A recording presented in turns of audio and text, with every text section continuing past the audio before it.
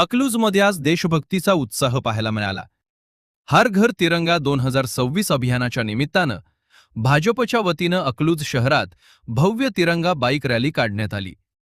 या रॅलीमध्ये माळशिरस तालुक्यातील हजारो कार्यकर्ते, नागरिक आणि तरुणांनी मोठ्या संख्येनं सहभागी झाले होते. रॅलीमध्ये आमदार सचिनदादा कल्याण शेट्टी आणि माजी आमदार रामभाऊ सातपुते यांची प्रमुख उपस्थिती होती. हातात तिरंगा घेऊन मोठ्या संख्येनं कार्यकर्ते बाईकवरून या रॅलीमध्ये सहभागी झाले होते. त्यामुळं अकलूजमधील वातावरण अक्षरशः देशभक्तीनं भारावून गेलं होतं. ठिकठिकाणी भारत माता की जयच्या घोषणा दिल्या जात होत्या आणि नागरिकांकडूनही या रॅलीचं उत्स्फूर्त स्वागत करण्यात आलं.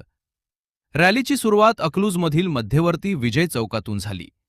यानंतर गांधी चौक, सदाभाऊ चौक, महर्षी चौक, प्रतापसिंह चौक, डॉक्टर बाबासाहेब आंबेडकर चौक, जुने बस स्थानक, जुने पोलीस स्टेशन, शिवापूर पेठ, मारुती मंदिर, नगर परिषद आणि शिवसृष्टी किल्ला या प्रमुख मार्गांवरून ही रॅली मार्गस्थ झाली आणि त्यानंतर पुन्हा विजय चौकात येत या रॅलीची उत्साहात सांगता करण्यात आली.